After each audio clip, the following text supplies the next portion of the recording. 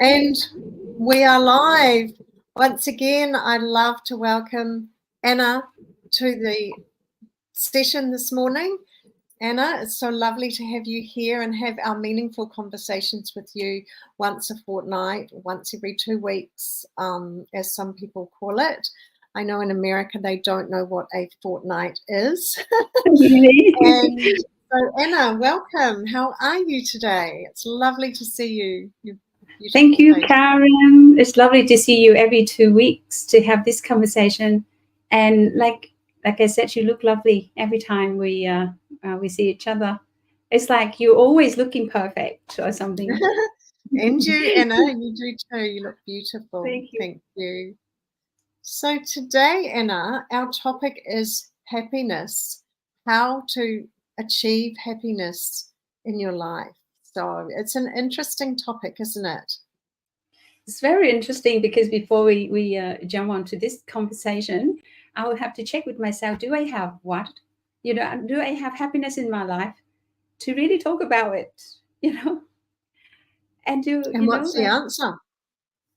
I believe I do. I believe I have that sense of contentment throughout my life. Even when I grew up in a little village, very little, basically we hardly, our life condition, the outside circumstances at the time hardly meet our basic needs. And our family in general, my mom is always content, and I am pretty much content and happy as a child. Just play with mud. We didn't have toy. We hardly have food, but I'm always content inside. Yeah. Mm-hmm. And then I'm looking back when I went to university, I hardly had anything. This is very simple, very old bicycle, cycling everywhere, and hardly have any money. And but I go about life very having constant positive feeling inside, that state of mind and state of being. Luckily, is always there. There's always hope for the future. I always feel like whatever I got is amazing. That's enough for me to get on and then keep going. And and in some day when we don't have food, then I'm just happy to be alive. I seem to have that kind of natural way of being ever since. So when we have a lot more, then I feel, wow, I can't believe that one day I can have like almost everything I need: a bed, food, family, friends and work and everything. So of course we can want more, we can do more, so we can have more. It can be a lot more, yet I'm quite content with whatever I've got. Yeah. What about you? That's interesting, Anna. I love that you've talked about when you were growing up. I know that they do surveys and talk about the countries where people are the most happy. And I think often the poorer countries have come out as being the happiest people. Even the third world countries have rated as the top in happiness. The people living in those countries as the top in happiness, because, like you say, happiness has nothing to do with our material possessions. It doesn't even have anything to do with any outside situation or circumstance. Happiness comes from within. And we can literally choose when we wake up in the morning to be happy that day. And we can change our attitude and our demeanor and our day right then and there. And if we do that, often then we will respond to things differently than if we had woken up in the morning and said to ourselves, I feel bad, I'm going to have a bad day. And when we do that, we have that kind of thinking, when something comes up, whichever way we're thinking, when something comes up, it provides proof to us. So if we say, I'm happy, I'm going to have a great day, then we get proof of that with things that happen in the way that we respond. But versus if we wake up and say, I feel terrible, I'm tired, I'm not wanting to have this day today, or I'm not going to have a good day, then when things come up, it proves the same thing, that we're not going to have a good day. So it's really interesting. I agree. And I love that now you can compare what you had when you were growing up and knowing your happiness then to what you have now, and knowing that you can pretty much still be happy and have whatever you want. And so the challenge for most people is allowing themselves the space to answer the question, well, what would I love in my life? If I was living the life I loved, what would that be? What would it be like? What would I love to be, do, have, and create in my life, so that, every day I wake up with this overwhelming feeling of love and happiness? And I want to, before I hand back to you, Anna, I want to talk about all babies that are born. And they say that 99% of all babies that are born operate at a genius level for the first 12 to 18 months of their lives. The learning curve is beyond anything that most of us have ever achieved or ever achieve the rest of our entire lives, that first 12 to 18 months. And we come in as a genius, and by the time we are 5, only 20% of those babies are operating at that genius level. So 80% have stopped operating at that level. And by the time we're 20, only 2% of all babies born, by the time we're 20, are still operating at that genius level with the way that we absorb and learn and the modalities that we operate in, all modalities. So let's ask the question, what happens to us? Because this affects our happiness as well. This has got to do with our happiness, our sense of fulfillment. What happens to us? What makes those capacities that are ours when we begin? What makes us disconnect from those, that genius way of operating? And what the research showed was that the disconnection occurs systematically and over time through this. The learned voice of internal judgment. We start to make ourselves wrong. We start to doubt ourselves, and we start to look outside ourselves for approval and opinion about what we can be and do and have and create and what's possible for us in our lives. So we learn to be conditioned based from the age of about 18 months to 2 years in our thinking, because that's the major programming on planet Earth. It's what we get taught, and that's what we get taught to believe. That's how most people live. So we are giving our kids our very best version of how the world works by teaching that, by teaching that to look at conditions outside conditions and circumstances to determine what you can be and what you can have. Unless we change what we give to our kids and what we teach to our kids, and we tell them there's another whole way to live, and that is to live from a place of understanding what it is we would love to be, do, create in our life.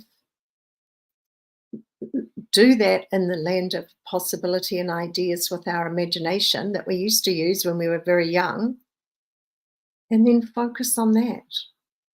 And when we learn to do that, and when we learn the system, and when we learn to choose to be happy when we wake up in the morning and be grateful and acknowledge the things we have, like you said, Anna, and be grateful for what we don't yet have, but we would love to have in our lives as well. Having gratitude for something that hasn't yet happened is one of the most powerful forms of gratitude that we can give gratitude for. something that hasn't yet happened, but we would love to happen in our lives. And that's how we change, and that's how we live our life by design, because otherwise we live it by default. And the thoughts that we're programmed to think, which is, I can't have this, I can't do this, I'm not good enough, and fear and doubt and all of those kinds of things that come up naturally because we're programmed to do that. So that was a long answer to your question, Anna, and I'm handing back to you to say, well, what do you think about all of that? I realized that, like you said, majority of people in the East, even though they have less, but they seem to be more happy the way they go about, and they seem to be more accepting of their circumstances and build from there. And for that reason, in general, most people say, "I'll feel quite happy," right? So it is like you said, it doesn't come from outside; it's come from within. But then, also on the flip side of that, you said, if we know what we want in life and go after that, then we will be creating more in life, and you can, you know exactly what you want to do, what you want to have, and go about overcoming yourself to achieve those results that you're after. Then you can create certain level of success in life, and normally that feeds your sense of contentment. When you meet more of your needs, you tend to be more happy. Yet I've seen a lot of people having a lot, but they're not happy. So what? They really have a goal. They really know what they want to achieve. And then they get there and they say, oh, is that it? I was like that too. There was certain period where I said, oh, I set that goal and I went after that. I thought, and the anticipation, the journey to get there is actually more fun than when you stand on the top of the mountain and say, oh, that was the time when you actually feel a little lost, you know, when you just had a short term goal and then you get there and you say, what next? Right? And sometime in that process, we lost that inner contentment. We lost Mm-hmm. that something invisible inside of us. We lost touch of that. And I think that is more important, that depth of that invisible force inside of us that is unchanged. It doesn't change over time. Like you have something in you that was about the same when you was about 3 by the time you actually know something about the world. And that's something that called Karen is still there now, right? Even though if in appearance you look very different to the 3-year-old Karen, but there's that thread going through underlined and just goes through with you that doesn't change. And if we lost touch of that, whenever I lost touch of that, I feel like, oh, I don't know what next. I don't know what I'm going after. What is it for? So the what I'm saying, that someone, my mentor, did mention this to me. Do you create that sense of happiness before you go after your success or a certain goal that you set out, or you have to wait until you achieve that goal to feel happy? And that's Mm-hmm. really good question. You know, Mm-hmm. say some people are just so busy going after the goal because they think success will give them that sense of contentment and happiness. And I was there and I knew it wasn't. I was jumping up and down by when I got the scholarship to come here, and that's 3 years of pursuit. But then it lasts for about a day, and then next, oh, I have to get on with how do I book a ticket? How do I do this? How do I do that? I have to arrange my life. I have to say goodbye to my family, and I have to pack my suitcase. All that stuff doesn't give me that same sense of, that joy that make me jump up and down. You can lose that feeling very quickly. So if we rely on that to feel happy, then I would say we will forever losing ourselves in the pursuit of something so um, transitional, so ever changing, so ever growing, because our demand for life is always increasing and it's growing faster than we can Yes. actually catch up. And when you look at that and you see the massive gap between you and your goal, and when you see that, it's hard to feel good. Yeah. So going back to the question whether you have to find that sense of contentment, sense of knowing that you have enough already, and you operate from that abundant and enough inside, then it's more likely that you can go after what you're after. So that's what I'm saying. So the sense of happiness maybe need to be there first. You need to be in that present and appreciate whatever you have, everything you have. Then you can go after what you don't have. So you don't see the gap. You see what you gain already. I've gained so much to be this far, to go to live life this far. I've gained so much experience. I've gained so much Yes. life lesson. I've gained so much relationships, so many things that I've gained. And now I can gain more rather than having, I haven't had enough. I have to go after something bigger. Then people will see the gap and the sense of happiness will be, seem to disappear. So that's what I'm saying. Back to you, Karen. I'm That's sure that we're. wonderful. Mm, That's wonderful, Anna, and really profound. So I love the way that you talked about who you are when, who I am when I was 3, and whether or not we lose that. And also that, so many people, just to talk to this point that you made, so many of us think, when I have this, I'll be happy. When mm, I have met my husband or my partner in life, I'll be happy. When I have a business or a career that I'm earning this much money, I'll be happy. When I have my home, my own home, I'll be happy. mm, And, once again, it's a little bit around programming around the way that we've been taught to think. And as you rightly say, you'll never be happy if you think like that. Because mm, as soon as you achieve one of those things, there'll be other things that you want more and more and more to be mm, happy. And yet we always want more. This is true. This is not a bad thing. The universe wants for us to keep growing and wanting more. However, we've got to come from a place of happiness in the beginning in order mm, to experience that and to know that and to feel that and to be that. And so I think, the things you've said, I love what you've pointed out, Anna. And one of the ways that people can work from this space, and we've brought this up before, is knowing your why, knowing your vision of where what you would love to be, do, and create, and why you're here.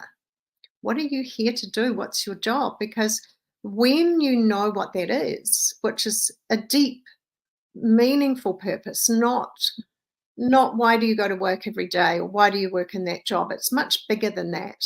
Knowing why you're here and what your big job to do is, will then be like guiding you, will be the rudder of your ship to guide you to make decisions and to know that you are heading in that direction with a sense of fulfillment and happiness while you're doing it.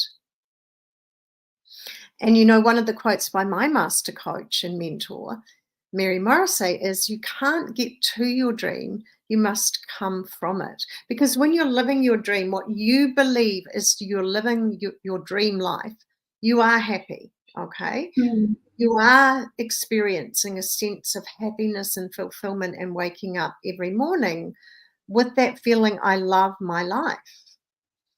And what Mary says is you can't get to it.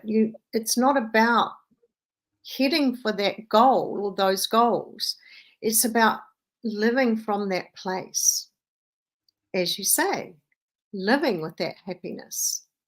And so one of the things to do, like you said, is to acknowledge what you've done, what your assets are, what your skills are, and what you've learned over the years until now, and to acknowledge ourselves as people who are amazing, because we're all amazing. We're all born geniuses, and we all have that capacity inside of us, whether we're using it or not. And so if we start to acknowledge, like you say, where we've come, what we've done, what we've achieved, what we've trained in and got good at and mastered, and acknowledge ourselves and give ourselves a pat on the back for doing those things because of the amazing creatures we are, it helps us to stay present to our happiness and our fulfillment and how our worthiness. You're talking about staying present. I have these 3 important questions that I use a lot. I would watch this and I appreciate that so much. I use it every single day. There's 3 important questions that help me stay more present and realize what I've got. And like right now, the first question is, who is the most important in your life? Who is the most important in your life? When I was asked this question, I thought, oh, it was my mom, was it my daughter, or was it my husband, or was it who? You just go through the list and then say, is it me? But sometimes I don't think I'm that important. Yes. Maybe I want to care for my daughter and so on. So the answer is the person in front of you. It got to That's be the right, person in Anna. front of you is the most Thank you. important. And the Thank you, people Anna. in front of you. And then when is the most important moment? Is now, right now, with that person is the most important. That's the second question. And the third one, what are you going to do? What is the most important thing to do? It's something you choose to do. You choose to do. So that is the most important in that moment with that person. So 3 questions. And then I it's love. become so easy. I love it. I love that. I use it all the time. And that gives me a massive sense of presence. And it's easier to focus. Whatever I do, I would focus. If I read, I read. If I talk to you, I talk to you. I'm with my daughter, I'm with my daughter. And if I with my daughter and I need to talk to somebody, I'll say, sorry, daughter, I talk to somebody. And then when I finish this, I get back to you. So give yourself to that. And because of this knowledge of the 3 questions, it's really helpful. So because you bring it to the present, so I thought pop it into my mind, and I think it's really valuable. It is so valuable, Anna. Thank you for sharing that with me and our listeners and people who are attending or watch it on the replay. That is so good. I want to hang on to those questions and remember them and ask them. And it's true, when you were asking who is the most important person, and I was thinking the same thing, and then I remembered it's me. I am the most important person in my life. And so it's really important to look after me, for you to look after you, and for anyone out there to look after themselves. Because if not, who else is going to do it the best way that the best? So I love that. And I also want to remind people to think about things like our values. What do you hold most dear to you? Because your values are really important to move forward in life, even our own values for ourselves. And so just think about, well, your values, some people say, well, I don't know what my values are. Your values are deeply held beliefs that govern and guide your behavior. And you must always be true to your values with whatever you're striving for, whatever you're doing. If you're true to your values, you will have personal integrity with yourself. You will believe in yourself. So some examples of values are honesty, integrity, faith, family, love. And they're what matter to us most. They are the core of our being. And so when we look after our being, like you said, Anna, with our values, with ways of nurturing ourselves, with having good thoughts, and then nurturing good thought seeds and nurturing those thought seeds with the other positive thoughts and environment that will allow those thought seeds to grow, those good seeds. We The garden create of roses will be there will be less wind. Yeah. I we love that. create a whole different environment for ourselves to thrive in. And so when I say the most important person is not just me, it's the person that I'm handling. You know, the person, like right now, to me, you are the most important person, and the audience. That is I like get the most that. important. I got that Mm, too, Anna. mm, However, you are the most important person in your life. You. mm, You are the most important person in your life. And then I do get that being in the present and mm, who are you with right now is the mm. second important. I love that distinction that you made. And I agree with you making that distinction, that being in the present and focusing on whatever it is and whoever it is you are with right now Mm. is critical But to usually we are not. Like usually we sit with someone, but mm, our mind think about other mm, tasks, think about mm, other people, think about things, something else, right? Usually we don't operate in the moment.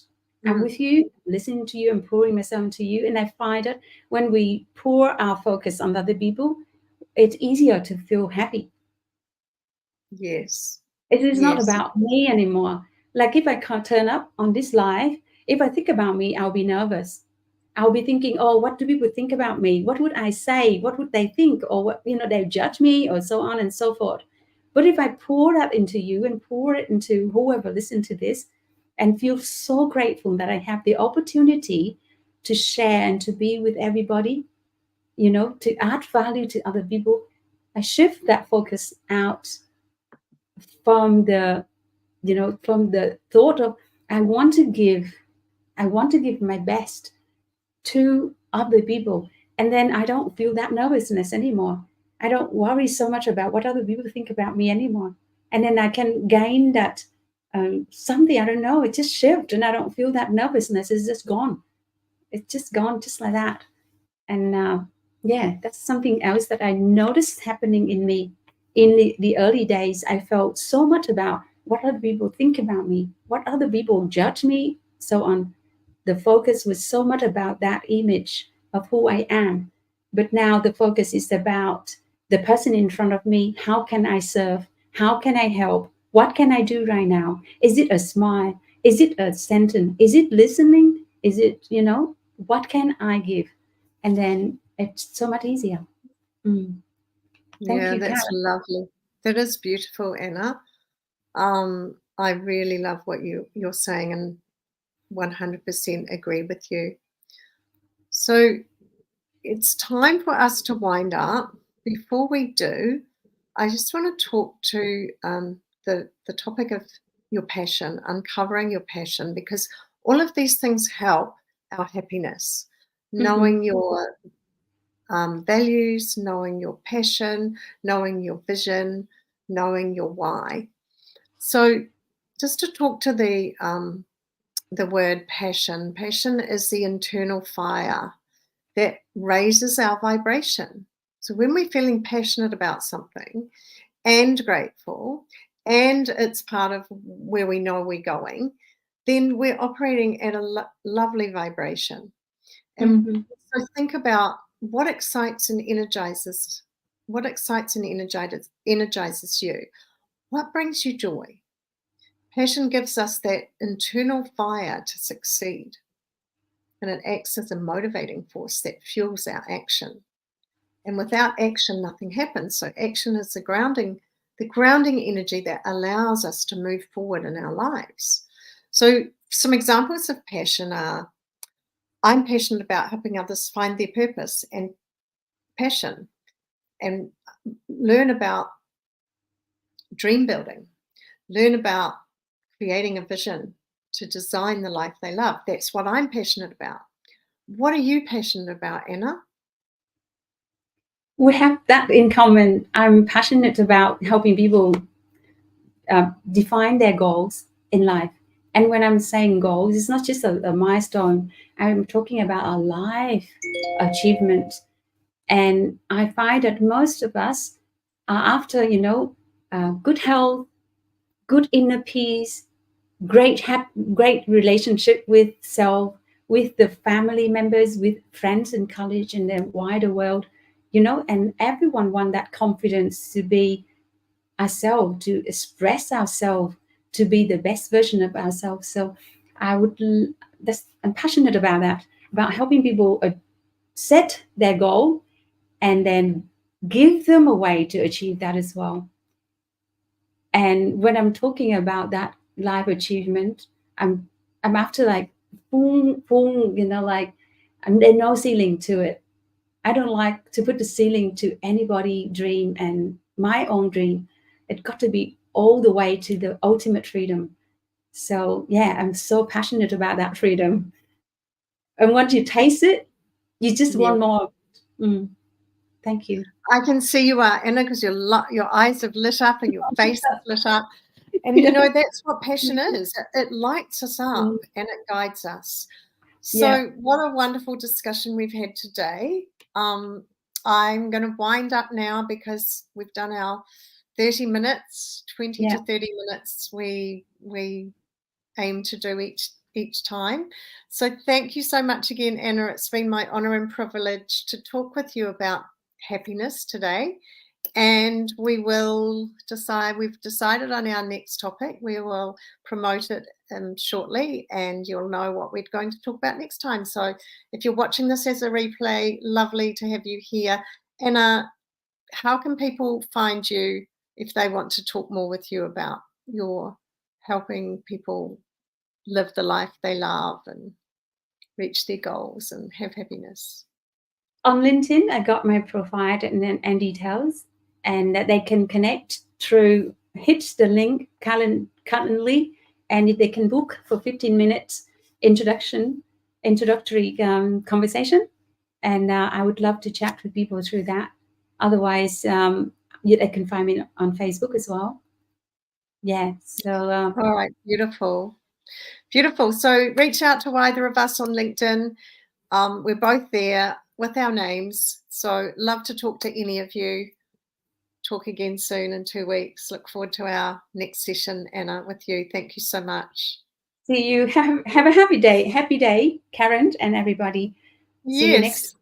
See you next. Thank you, Anna. And yes, everyone have a happy day, a happy week, a happy fortnight. Until next time. Bye. Bye.